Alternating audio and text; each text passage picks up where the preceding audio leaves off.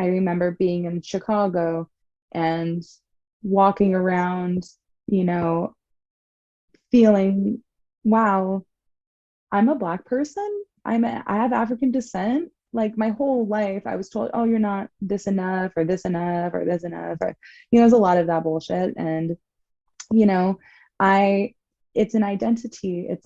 It's a way of being. And so I was like, how the fuck do I walk this, knowing this now that these are my ancestors? I have ancestors here. How do I honor them? How do I honor who I am in my blood? And also, how do I activate my DNA code and my epigenetics to express in a way that feels free and that feels at peace with who I am?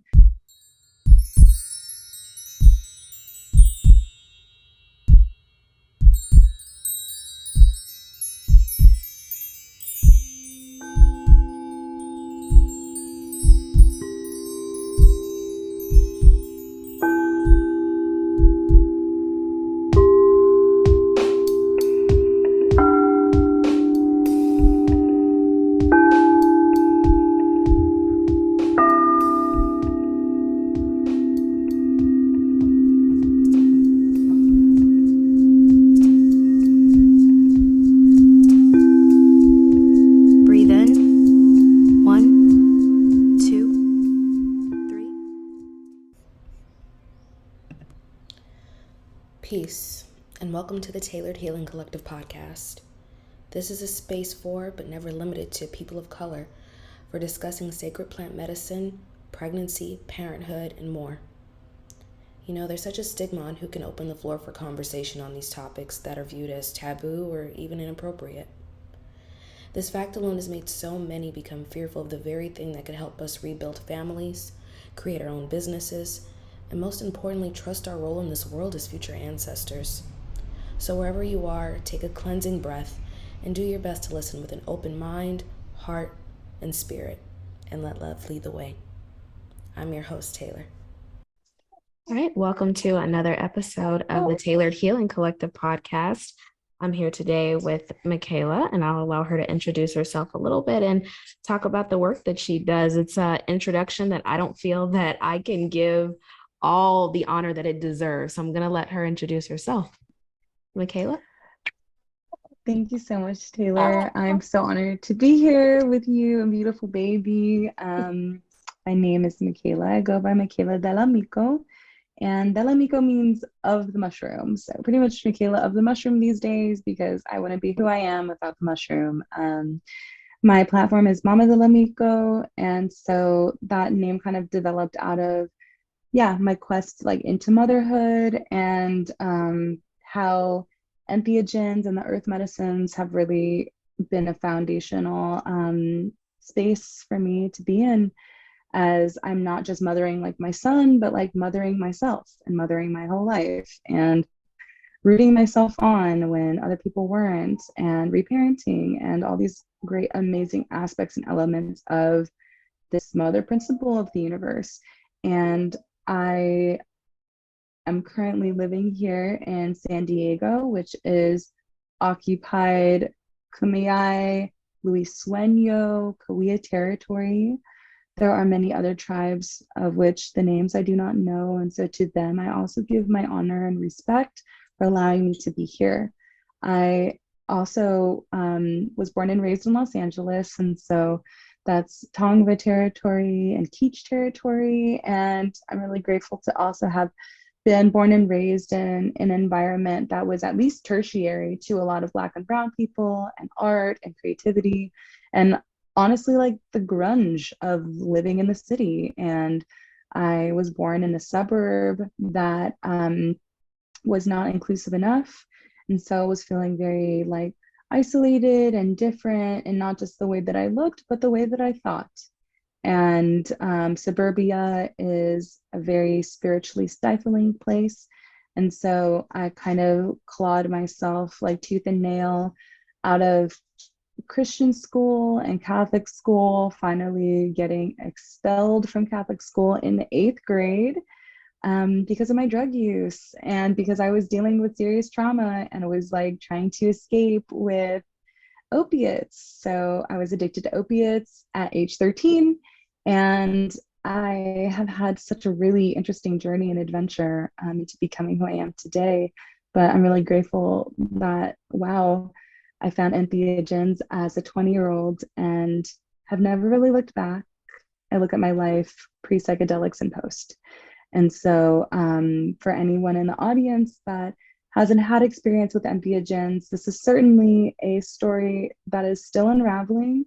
And this is not one to say that I took mushrooms one time and my life was just better and that's all it takes. That this is an ongoing integration practice and years long of relationship and not just consumption, which I know that you definitely have relationship with sacred earth medicines too, and that that is being relational and being a friend to these medicines as much as they are friends to us, and not just being friends with medicine but also being a friend to our own body as they experience the medicine. And so a lot of my journey with entheogens has also led me into womb work, wound care, becoming a lay womb care practitioner, unlicensed, unrestricted, unapologetically an advocate for this portal that we have.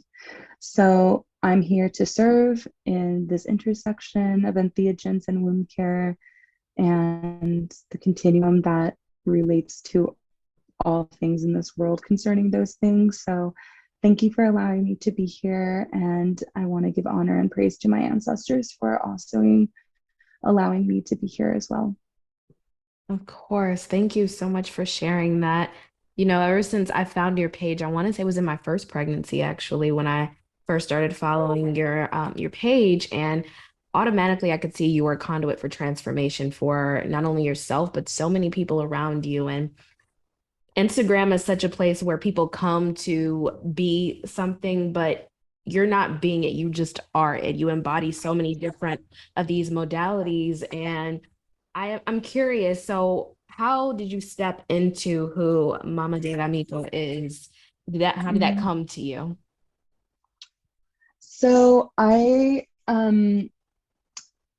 a woman of like many names. So I had a few names like coming into my practice, my life, and my persona like online.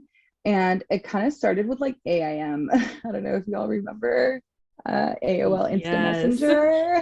Back in the But day. yeah, I think that was like the first time I ever had like an internet persona, right? Like I could create like a username and like have a whole thing. And so that was like always changing. And so it's actually like through naming that I feel like my being evolves. It's like when you name yourself, then like you can kind of evolve into the possibility of what that person is.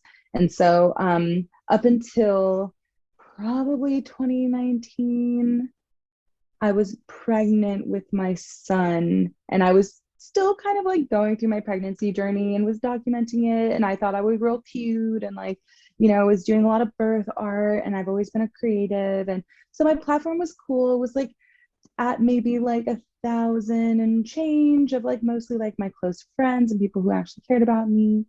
And I kind of hit this like realization that so much of my platform was to serve a particular aim, and it was to serve like a narcissism, and it was to serve like my own feeling about myself, and to be kind of this like feedback loop for dopamine and a feedback loop for like I'm posting like a selfie, a picture of myself, and like I hope people like it, and like my esteem is going to be generated by the response that people have. And so the feedback loop, I was like operating in the feedback loop in a weird way. And so decided when Martin was like 6 months old, or a year old, actually, it actually been a whole year, that I wanted to take a break, that I was going to stop using IG because I really wanted to sit with Aya Madre for the second time. Madre Ayahuasca, for those of you who don't know Madre or Aya. But I told myself that I was going to take a fast from social media. I deleted my Facebook, and then I stopped IG for like a couple of months, say maybe like 2, 3 months. The only thing was that I was running a business, and the IG was like so primary in our ability to like do outreach for a lot of people who don't have a ton of resources. IG and social media can be a marketing tool for small businesses. And so I told myself, okay, I'm going to close off the personal IG, but I want to run it for my business. So it's interesting because I actually like learned how to be like a company on Instagram. And I learned how to like not be me, but to be something bigger than me, which was like the vision of what we were doing with Goddess Breath, like herbal smoke blends, getting away from big tobacco, like nourishing your body with earth and plants and all that good stuff. So I was like, wow, I actually get to remove myself for a second and serve an idea, serve something much bigger.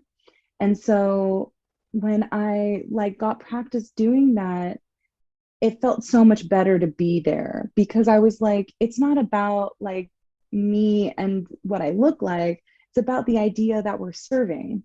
And that felt like a much better use of the platform. So, all this to say, that became 6 to 10 months of like training in learning how to speak from a space that's not to serve myself, but to serve a bigger collective and a bigger idea. And so once I actually let my personal self bleed too much into the business, that became a kind of an issue. Was like, fuck, excuse me for cussing in front of your child, but I'm inserting too much of my own personal beliefs into the business Instagram. I think maybe now it's time to return, because I have these skills, and now I actually have something really important that I want to talk about, which is how entheogens have been instrumental in me being a decent parent and being a good person in my body and being a good person on the earth. And all the skills that I'd gained and developed by like running the little business account and all the classes that I took to learn how to do that properly, I then now transitioned it to, okay, Mama de la Myco, that name had already been there, but now like its real idea, its real full form was going to start to take place. And now this became this really important message and idea. And I got invited to come and host a clubhouse room by my homie Ankara, who runs psilocybin sessions on Clubhouse. And I didn't know anything about Clubhouse, and it was something everyone's getting invited to. And yeah, come speak on Clubhouse, come join or whatever. Here's an invite. So I got into Clubhouse, and they were like, you could just make rooms about whatever. And I'm like, hey, you know what people aren't talking a lot about? Plant medicine and parenting, and like especially mothers in the space, and not just psilocybin, but cannabis and madre ayahuasca. So, and womb care.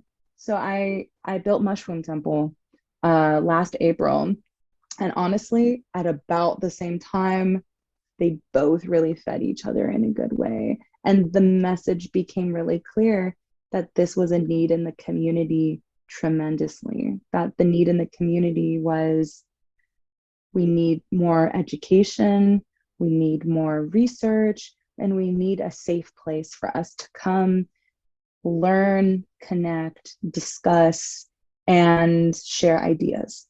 And so I think Clubhouse was also very instrumental in helping me develop what became important to talk to the public about. And what became important to talk to the public about became what is very forward facing on like the Mama de la Myco platform.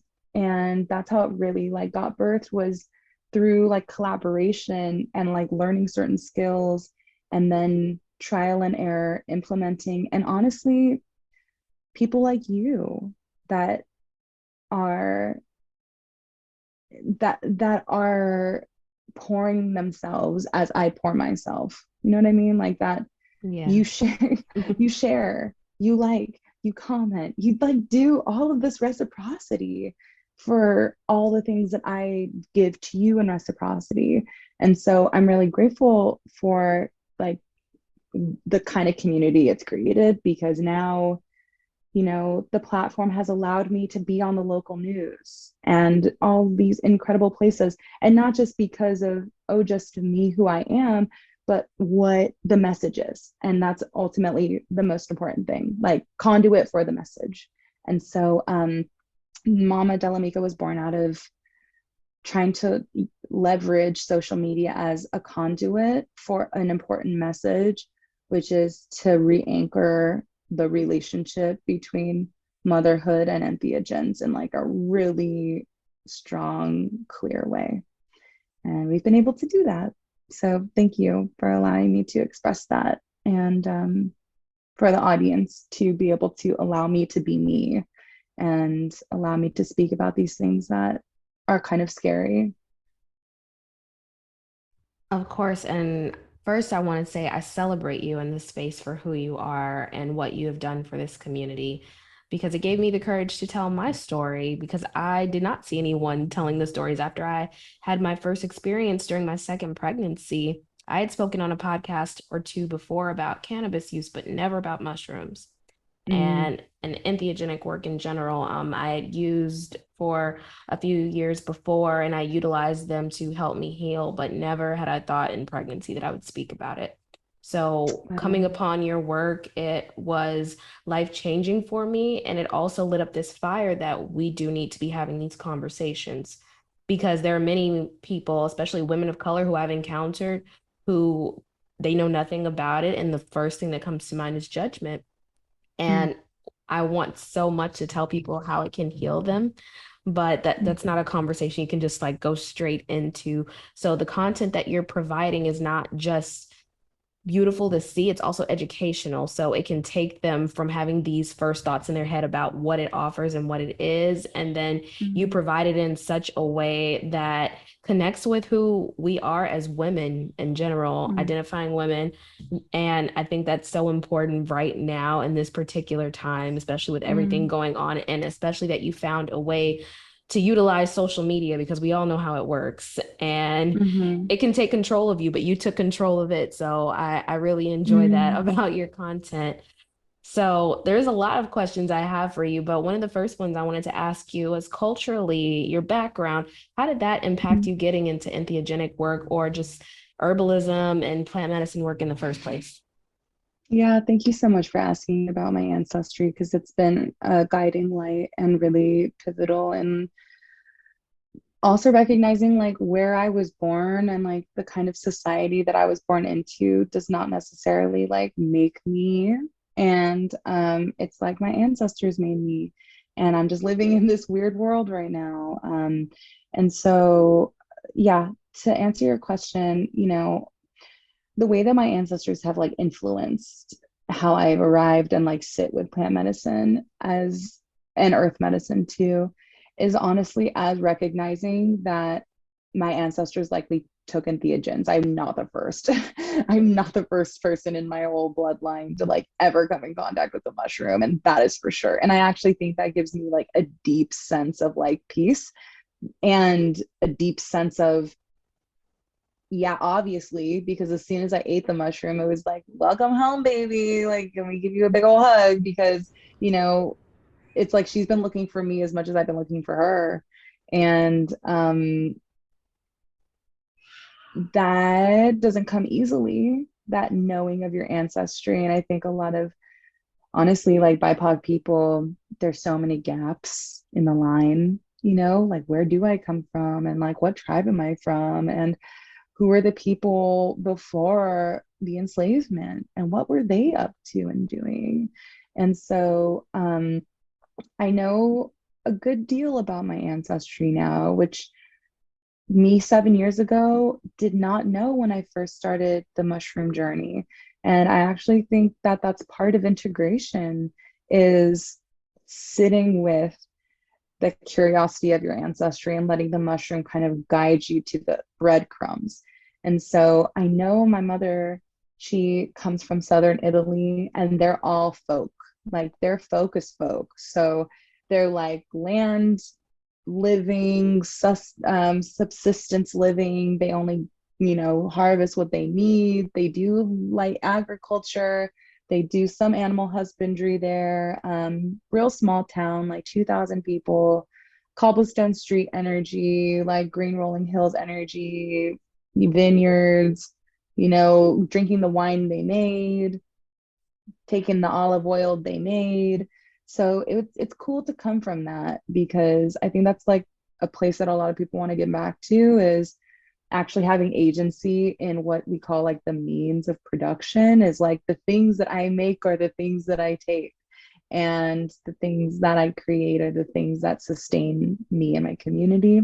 I love And that. so that's rare these days. And so, there's been quite a lot of like overlap in her community now as like modernity is set in, but she was born at home because there's literally no hospital in her whole town. So it's like they were just like that 50 years ago. And so I come from that. That's my mama. And then my papa, my dad, is Afro-Caribbean on his father's side, and then a detribalized indigenous woman named Guadalupe gave birth to him.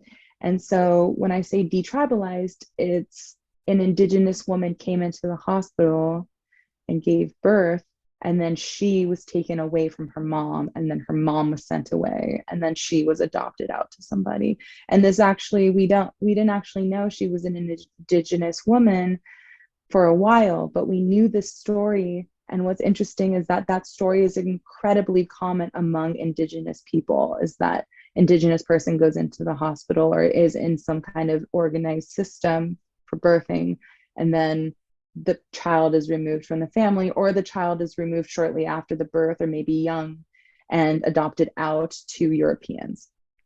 So that happened in the 60s scoop. That happened, yeah, all throughout the like early 1900s and honestly into the modern day. The well the child CPS and foster care are very much complicit in this kind of work. So we knew that story, and so we could kind of trace it. Okay, she's living in Texas on the border of Rio Grande. We know she's Mexican. But what kind of Mexican is she? Not quite sure. Thankfully, my cousin was working for ancestry.com as a personal assistant to like one of the CEOs. And so she actually got gifted these DNA tests. Now, I personally don't really want to mess with those with myself because that's whole lot of data. But Yeah. my auntie herself and a lot of my family members decided that they were that curious that they wanted to see what the data would show them. And alas, 25% indigenous Mexican. So like that just tells us like that's Grandma Lupe, that's where she was coming from, and a specific part of Mexico called Durango. And so that was a great like, wow, okay, we have some kind of a trace of the blood for her.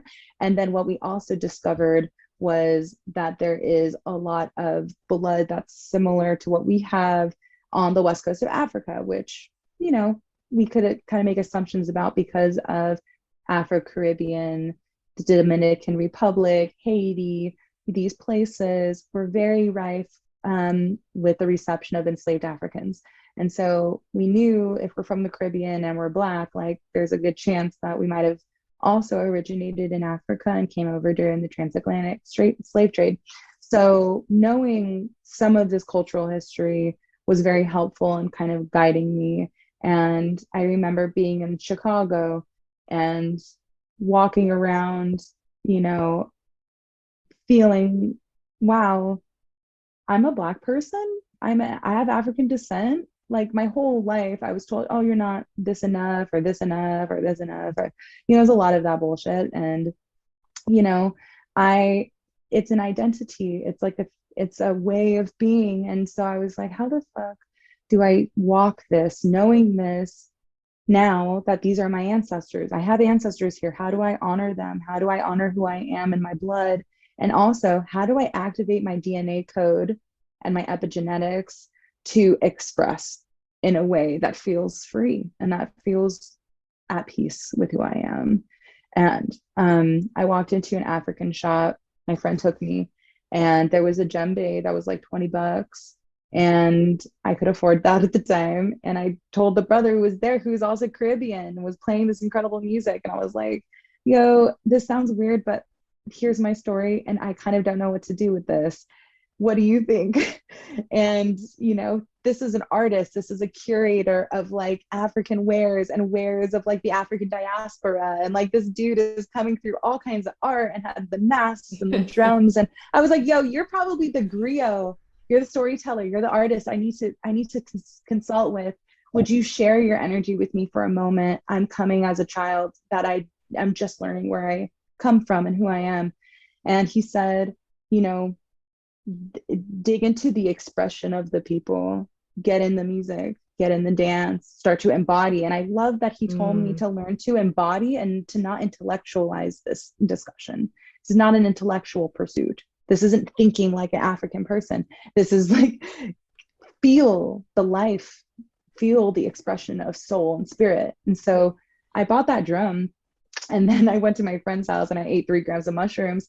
And the whole night I spent holding the drum and connecting with the drum. And the way djembes are made, it's like a single piece of like a trunk of a tree, a specific kind of wood sometimes, and they'll carve into the trunk of the tree. So like what you're seeing in the shape is actually the whole trunk that then they make kind of look like a curved, a curved like hourglass shape, but the inside has been all like carved out. And I noticed that on this particular drum, that the carve out was super rough. So on some djembes, they're very soft, they're very smooth inside because there's been time taken, it's been sanded, there's been a lot of love put into this drum. This drum was made so fast, like they just kind of rushed through it. And then there was all kinds of frayed wood pieces, and it was real sharp. And so on the mushroom, I took coconut oil and I rubbed like with my hand and softened and smoothed. And I spent time like in the womb of the drum and cried while I was doing it, and like put my hands where the hands of the people who made this drum would have been. And that was a profound like way of being respectful, and a profound way of like how my body wanted to honor myself and the drum in that time. And I think that actually really anchored and connected me into like, I can participate in my blood.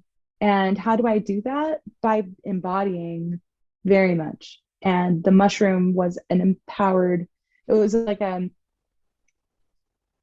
glue, right? Like the activator of my heart and the activator of the openness that my neurons needed, not just in my brain, but in my gut, in my heart. There's neurons in your heart, by the way. There's neurons in your gut, right? There's neurotransmitters all through your body. And so when you activate in an embodied way, you can actually turn on a whole rewiring system that is now communicating in a brand new way. And the mushrooms help you with embodiment in this way. And so, doing that was so, I realized, wow, this is how I can get in contact with my ancestors, is doing embodiment work with the mushroom.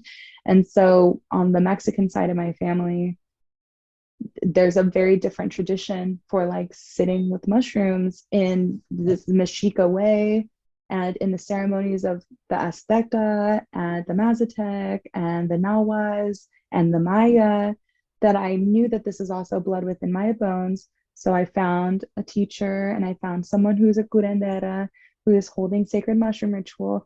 And so I got to sit in some of those and see the cultural context for imbibing in the medicine and learning the songs and activating the gene codes within me that remember Nahuatl and Spanish, and sitting by the fire and praying and being with the stars and the star nations and sleeping outside with the mushroom. Right now, the mushroom is doing a cool thing. It's like moving into this medical space, and like you're one-on-one with a practitioner, and like you're on this comfy couch that's got like a nice painting of watercolor flowers on the wall, and like that's one way, right? You're But then right. there's many other ways. And one of those ways was sitting in a group at night with a fire singing songs. And that didn't just feel comfortable for like my Mexican ancestry and me, but also like probably the wild European that gathered under the moonlight and sat by a sacred fire, and also likely my African ancestors who gathered around fire and danced at night. So it was like actually kind of a great unifier. And so, you know, finding culturally competent space within entheogens is important for any person. this is just my way that I've been able to like tap into my ancestors through mushroom. But that's going to look different for everyone. I have pagan sisters that, yeah, they do circles and they wear white and they like worship these certain gods, and they do so on the mushroom. And those European ancestors would have done it in that way. And, you know, people of all over the earth, because mushrooms are ubiquitous, they approach the mushroom in their own special and culturally competent way. And so I always ask people to like follow the breadcrumb and ask, how would my ancestors have gathered with spirit in this sacred way? It can be with the mushrooms or without them.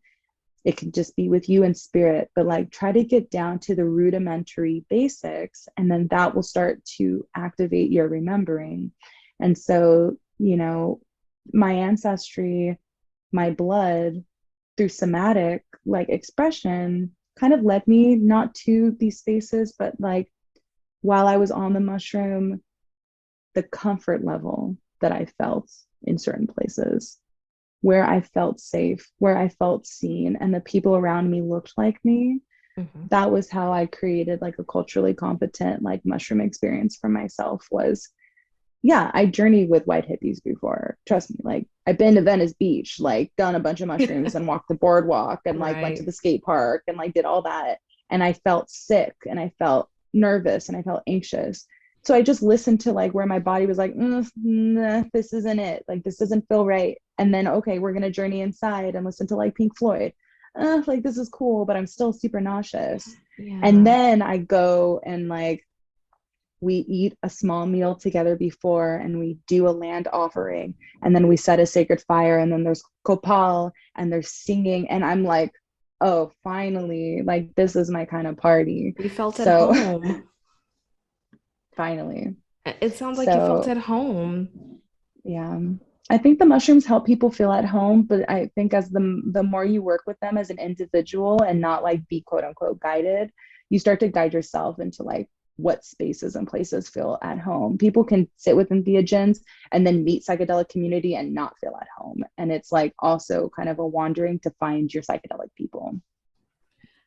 I love to hear you talk about embodying it, because I feel like it's gotten very clinical in conversation lately about how we're supposed to feel and the things that we take in when we choose to utilize entheogens in a way that helps us connect. And I'm not sure if you knew it was going to happen before it happened, or it wasn't until you sat with the drum in the group setting that you were in that you felt that. But for people who don't know, or people who call themselves novice to having these kinds of experiences, having that cultural connection, I think, is very important.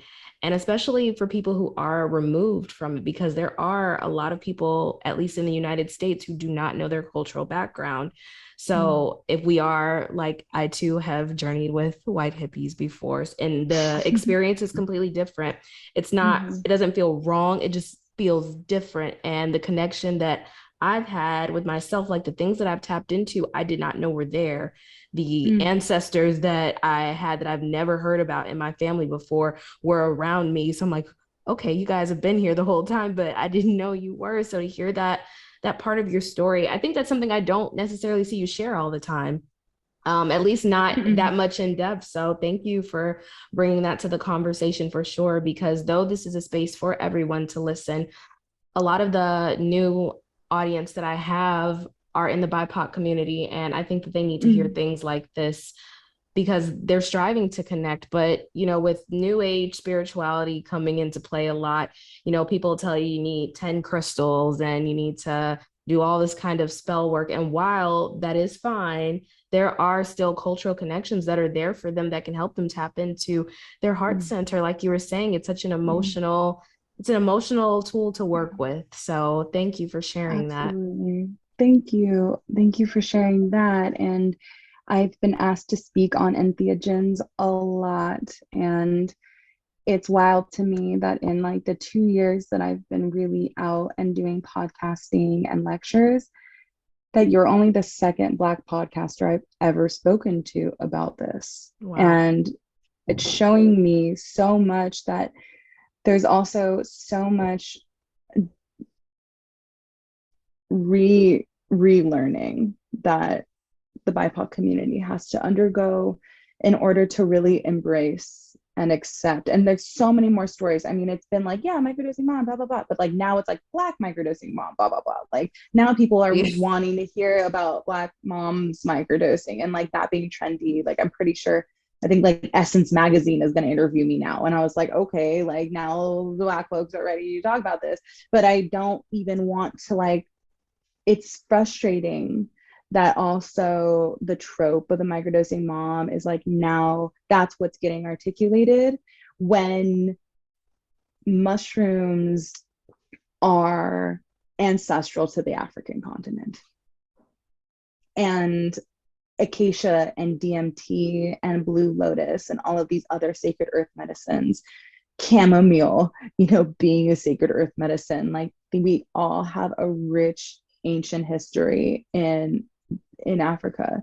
And that is what's disappointing, I guess, is that like now the Black community is getting a cue from like the psychedelic like conversation and is now like just emulating. And I'm like, no, like we have to remember more like deeply than that. And I've done some like, I love the research of Darren LeBaron. I don't know if you're familiar with Darren LeBaron, but if any of your listeners are interested in like African diasporic relationships and the sacred mushroom or like any entheogens and like psychedelics in Africa, Darren LeBaron is that person. And also Baba Kalindi E, I think also dives into a lot of the cultural history and heritage. And also just knowing, wait, Black people take psychedelics? Wait, hold on. Because I've been to conferences that are largely for BIPOC people, and the overwhelming majority of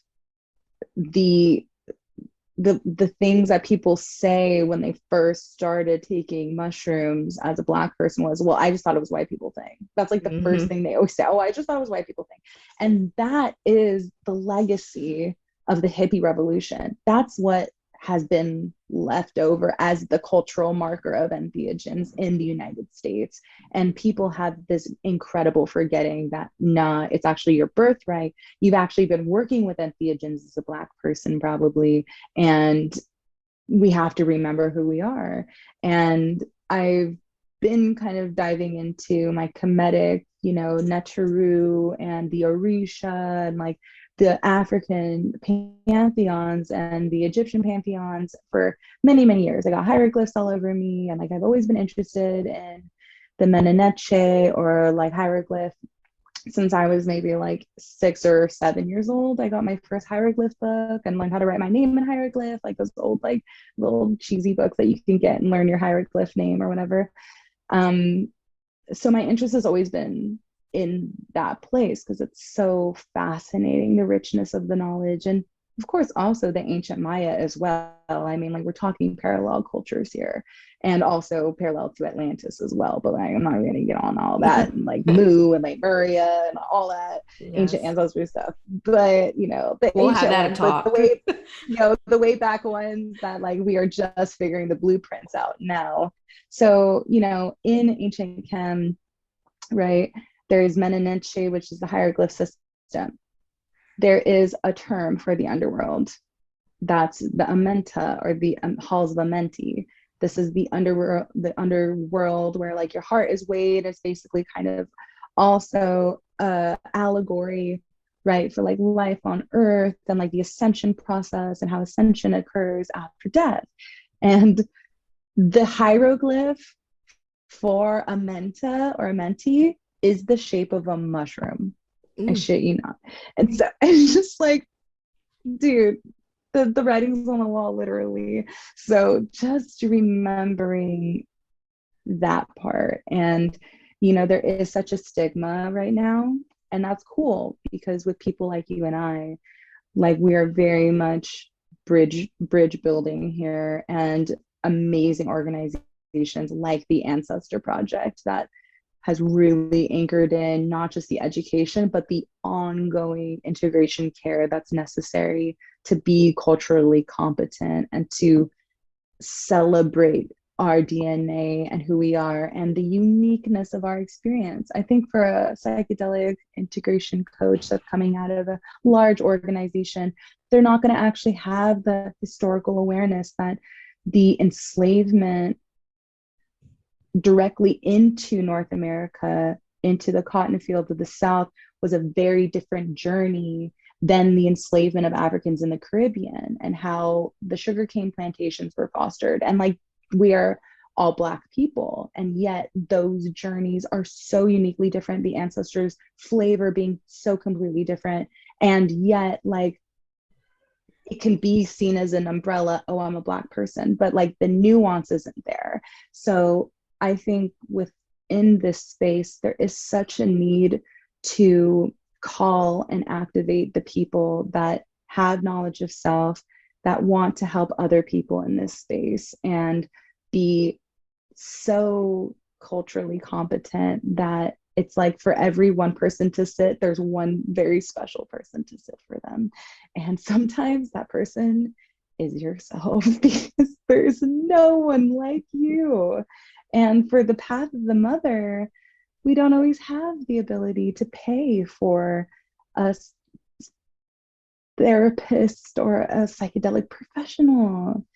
And at the same time, they're not going to do what we can do for ourselves sometimes. And so I really enjoyed this idea that you actually kind of also have all the mechanisms available to you in order to sit for yourself. And that's really my desire most, is this radical self-reliance and the choice to be in community and the choice to seek out for help, and that help being available when you want it, but to know that actually you are so fully equipped and that you can journey yourself and journey with your children, and that you can make your own medicine and then have a very special relationship with these earth medicines, that you don't need to outsource your healing. This is why you speak so much to my heart with the information you give, because it was on those first few journeys that I realized that I was the tool that I was looking for this entire time. And it was shocking, but almost like it's been inside of you this whole time. And this conversation that we're having now is almost parallel to the conversations I hear in America, specifically about Black people and finding therapists who look like them. So, of course, we want someone who shares our experiences, because that'll help us navigate through what we're going through. If you sat with, for example, I'm guessing a psychedelic facilitator, and they did not come from the same background as you, if something came up, if an ancestor showed up, how do they guide you through that? How can they help you? It's not that they're bad people or they could never understand, but there are certain aspects of it that they can't necessarily connect to, just as I may not be able to connect to someone who's white, their ancestor. So Mm-hmm. that importance, and then realizing you are the tool, it kind of taps Mm-hmm. into that ancestry of, all of the people who took care of themselves and they healed their communities, and they didn't need degrees or certificates because this ancient wisdom already lived inside of them. They knew where to go, they knew how to share and be in community with each other. And that's something that I've seen that has been lost for so long now, and is still really prevalent. So to see Mm-hmm. you building up this community and this education and showing people of all color, but specifically to the BIPOC community of women, that you got it. It's in you. You don't have to Mm-hmm. go looking anywhere else for it. So thank you. Mm-hmm. I have to keep thanking you. It's so important for these conversations to be had right now. I keep hearing the phrase psychedelic renaissance, and that's fine. But these are, yeah, exactly. Boring. Sorry. There's so much And to more use a to it. term that, and to learn, and to use a term that was like coined in Europe about a European enlightenment to like to be a coverall for like the liberation movement, I just think is like super like dripping with hubris and like self-importance and self-righteousness. Yes. So I do want to speak a little about you being a mother and using entheogens, because that's one of the main stories I know that you're known for right now. But again, that's how I connected to you. So I would like the audience to hear a little bit Mm-hmm. about your experience. Yeah. So I was someone who had already had a relationship with entheogens, and I'm not saying that it necessarily was a profound relationship that I also was not as adept as I am now, obviously, in my craft, but I knew that it was a reliable place for me to have self reflection and also a place for me to comfort myself on a variety of levels. So I knew that the mushroom was this special place for me to gain universal insight and that I could go to. Honestly, I preferred being alone anyway. So I would just journey by myself often and dive into my own consciousness. And so I came into motherhood by accident and I had an unplanned pregnancy that I actually didn't really know my full options for. I guess the word would be, pregnancy termination. I didn't have my full options. And I know like I didn't want to go and have a surgical abortion because I thought that that was my, you know, I just didn't have a full grip and understanding for what was available to me. And so I tried kind of like all my methods for like how I could extract my menstruation and like encourage my menstruation to happen. And then it didn't. And so I was like, wow, I guess I'm pregnant and I'm 5 weeks pregnant right now.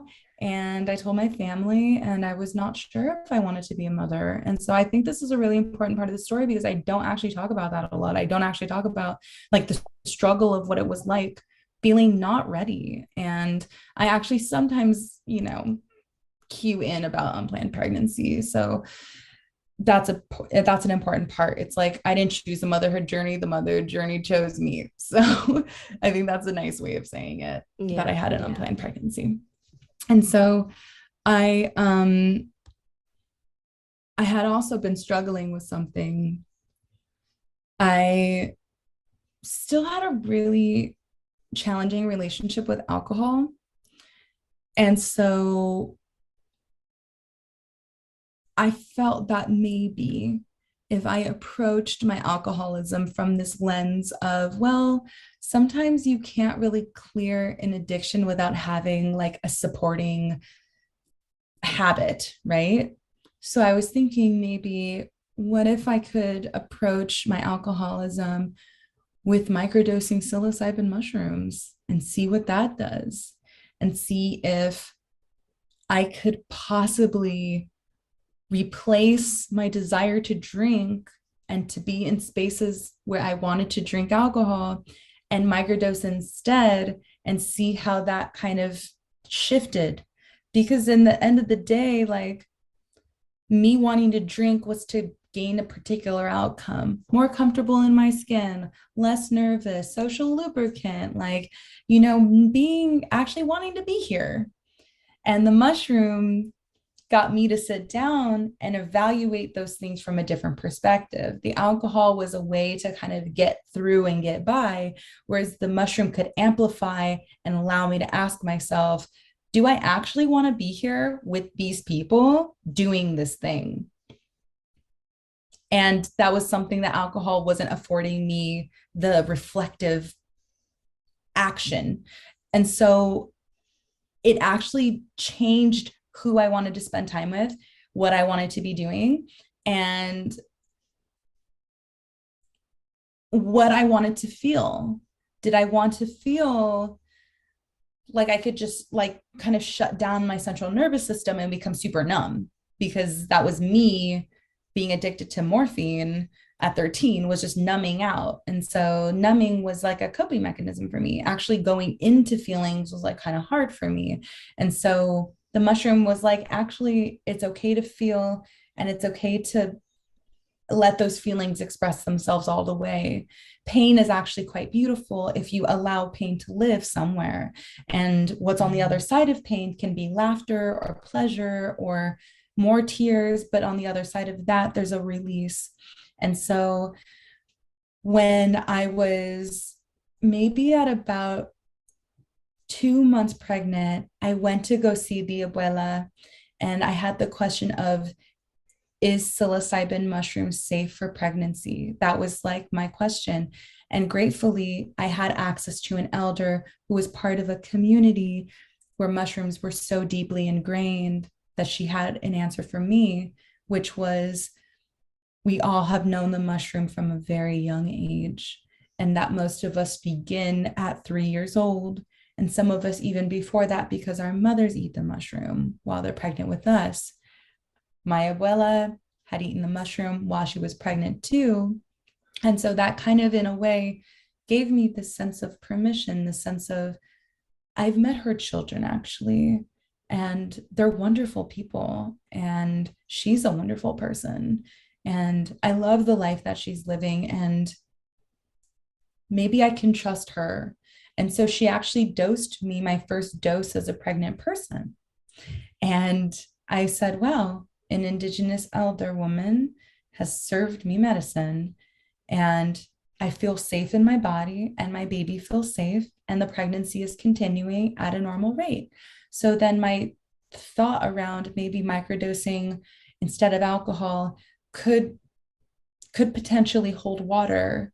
And so after that, I started my mission. I was like, I'm going to microdose every time I want to drink alcohol instead. So it wasn't on a specific regimen, it was as needed. And so that as needed, as I said, really changed the landscape and environment for me, that I actually didn't know that, was it me an issue with alcohol, or was I always hanging out in communities that centered alcohol?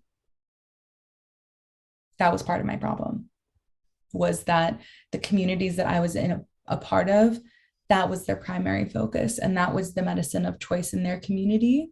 And so I actually kind of, as a pregnant person, began to transition more fully into communities where psilocybin actually felt safe to be in and to be with.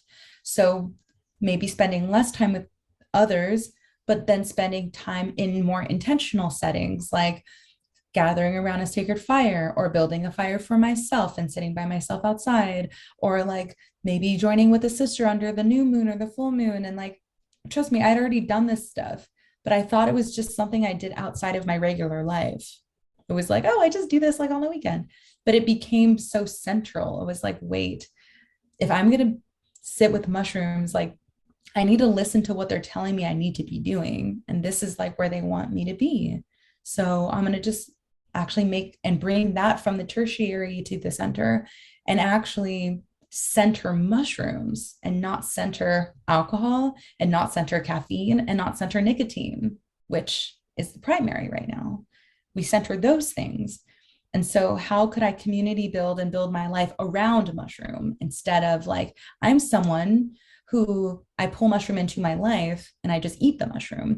Instead, I followed the mushroom to where the mushroom wanted to be. And that was in these other spaces. And so the entirety of the pregnancy was kind of like learning how to tailor and augment my life to be more like comfortable for mushrooms to be in, and for me to be on mushrooms in. And so by 6 months' time, I'm talking to my midwives about my use, and my midwife was actually kind of okay with that, and was also a very cannabis positive midwife. And she said some very important things to me, and was like, if you're going to treat nausea with cannabis, why don't you try eating cannabis instead of smoking cannabis? Because smoking cannabis will disrupt oxygen flow to your placenta, and that's smoking anything. So maybe try edibles instead. And so I actually kind of got back into edibles, even though they scared me to death, but I learned how to take edibles in a good way because I started microdosing cannabis. And microdosing cannabis was also very helpful for me. And I went on this journey, and by 6 months, I think I felt ready to take a full dose, because I hadn't taken a full dose yet. And I told myself I wanted to sit with 3 grams of mushrooms when I was 6 months. And I did that. And after sitting with 3 grams of medicine while I was 6 months old, or my son was 6 months in my belly, I realized what an important initiation this is, and what a valuable insight I now have. See, because I was deathly afraid of losing my son in utero, and I was deathly afraid of losing him during childbirth and early in life. I think that's something that comes up maybe around the second or the third trimester is I've actually built a relationship with this child. And if I miscarried at this time, it would be so devastating. And I was dealing with feelings of what if I lose my child or have a miscarriage? Because that's actually just as common as birth. I think it's also like very self-righteous to think that every conception and every pregnancy is going to end in a live birth, because that's just not the case. Miscarriage is very common, and it's actually pretty central and can be seen as a beautiful thing. And so I was dealing with these serious fears, and I actually came to the mushroom asking about what to do about that, and was like, I want to explore these feelings in a safe way. And I had a really powerful experience on the mushroom facing the idea or the concept of my son having literally died in my stomach. And it's kind of a long story, and I'll save it. I've told it a few different times, but essentially my doula was in the mushroom sit with me and asked me to get into a tub with her while we were on the mushroom, and led me through labor exercises, which did not produce a live birth, did not produce anything because I wasn't ready to give birth. She was playing out some doula things as well. And after I didn't have a birth, which wasn't going to happen anyway, you know, she had exclaimed in her experience, "Oh my God, I think I killed your baby. I killed your baby. I killed your baby," like over and over again. And she had no idea that, like, this is the one thing that I was deathly afraid of.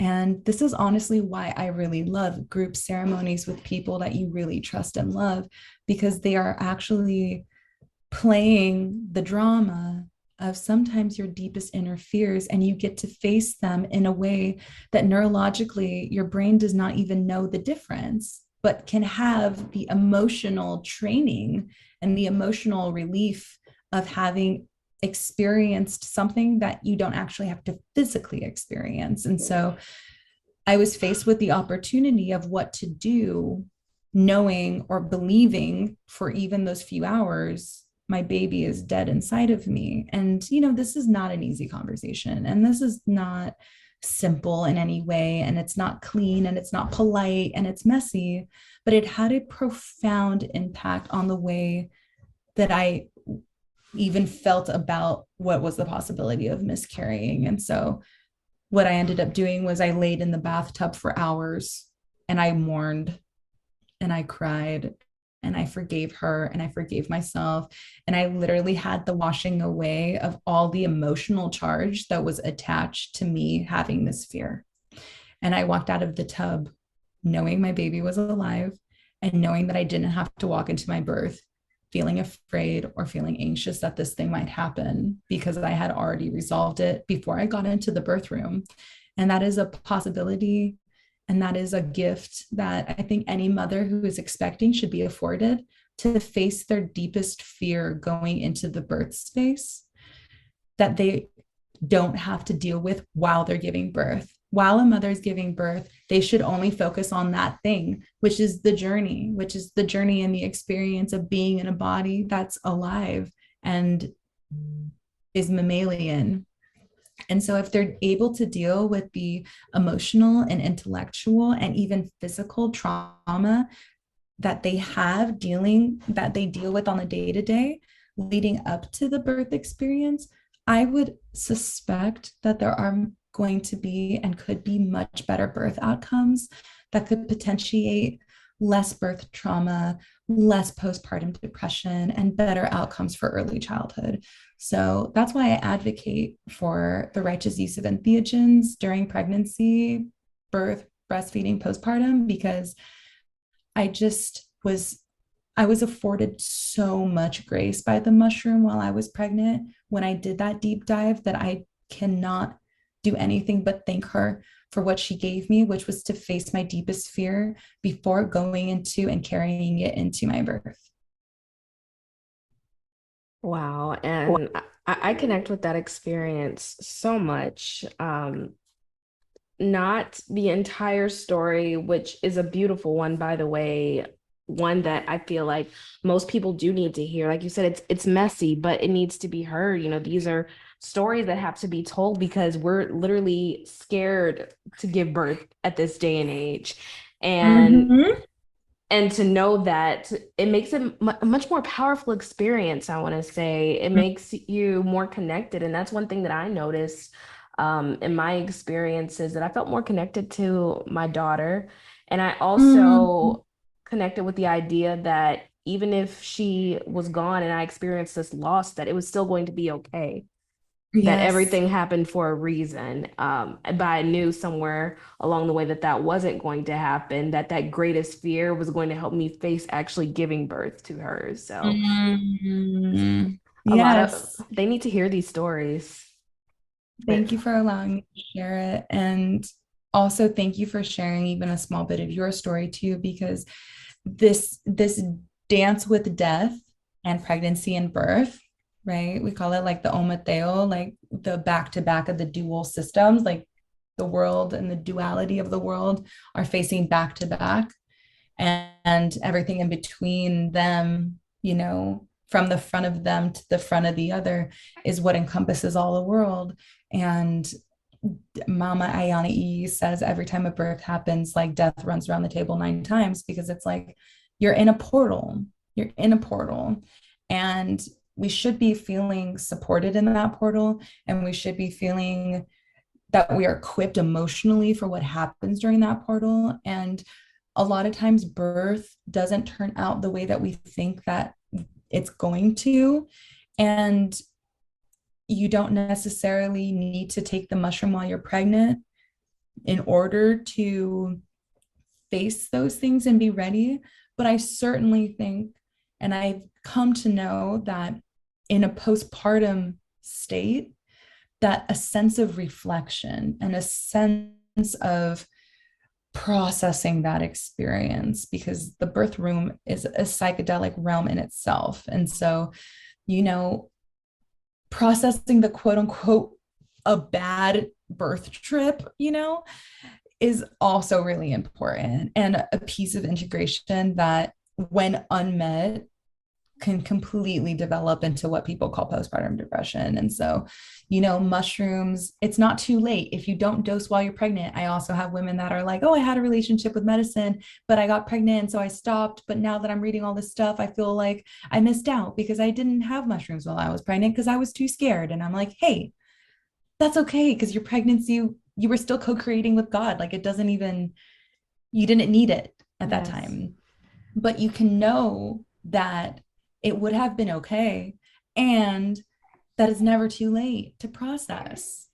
You're not, oh, my trauma was so long ago, like I can't revisit it. And it's like, nah, you can. it's In the there grand, for you. it's there for you. It's honestly who you've become.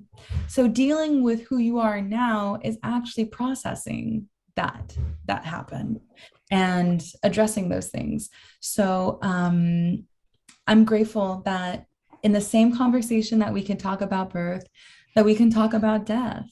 And the mushrooms are such a carrier and such a transmuter of death and the fear of it. And I think that the same amount of peace that we can come to when we are pregnant facing the birth scene is the same amount of peace that people are experiencing facing death and taking mushrooms at end of life. That is now transforming the way that they walk through death's doors. You know what I mean? So it's like the same thing. Like the birth of a life into this world is like the death of another being from another world coming here. So they are very much similar. And, preparing for birth is also preparing for death. And all of these little journeys that we take are getting more and more comfortable, is us getting more and more comfortable with what the big contraction and that big transition is into the next form, into the next life. So the ancient Egyptians were right, the Kemetic folks were right, that it's like death and the afterlife are something to really pay attention to. And that's literally why they made the land of the underworld, a hieroglyph of the mushroom, because the mushroom really teaches us how to navigate these realms and navigate the realms of the emotions and the unconscious material that we all have. Well, thank you, Mikaela, for sharing this incredible wisdom with us today.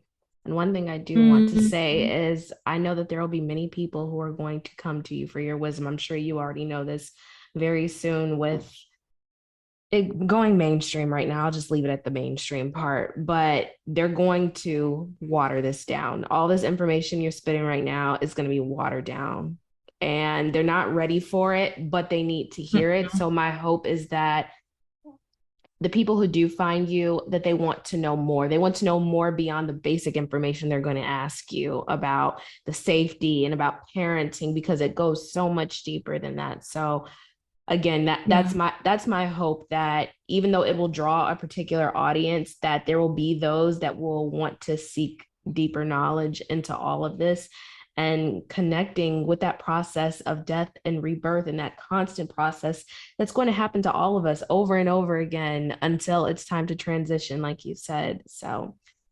and that's what's so beautiful about platforms that you are, like what you are creating, is that maybe there's going to be a mainstream conversation always happening on the surface, and that's totally fine.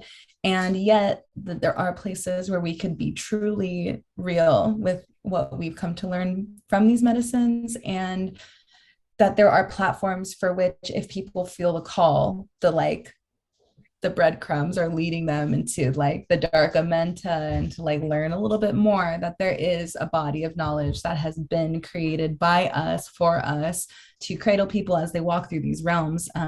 It's so largely important what you're doing, and it's so largely important to be open to, this depth of whatever it is that we've come to know. And this is just scratching the surface. I mean, look at people like Darren LeBaron and Baba and Mama Ayana, and like they are our elders in this space, and like we're just kids in the playground right now.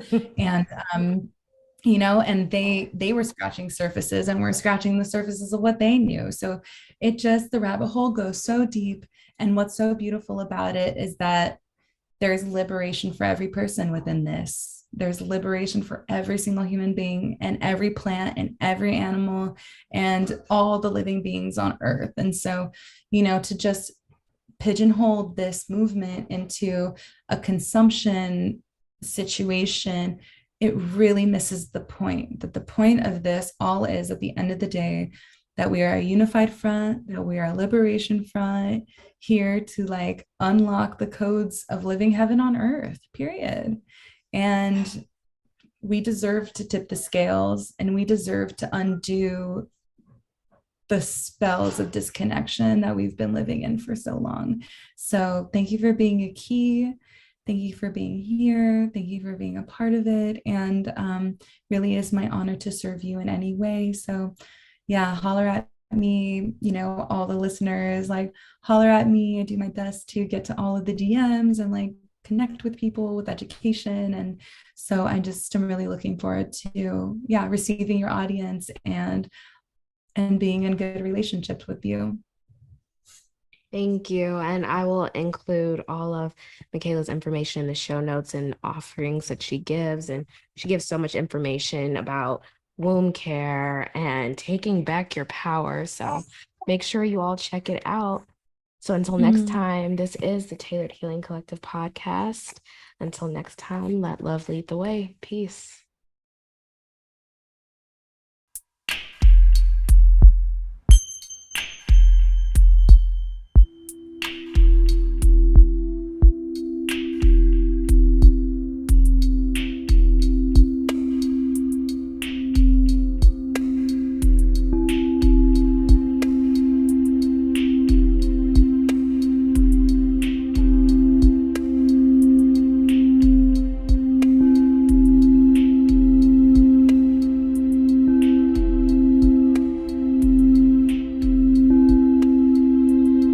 From the old, I have a crown of success. I am sure of what is coming, and let the universe do the rest. I don't know how, I don't know when, but I manifest what I want again and again. I don't know how, I don't know when, but I manifest what I want again and again. I don't know how, I don't know when, but I manifest what I want again and again. Time is a dimension that we enter when we choose to align with self that's divine. It first exists inside of our minds. I don't know how, I don't know when, but I manifest what I want again and again. I visualize my desires. I create with intention a new dimension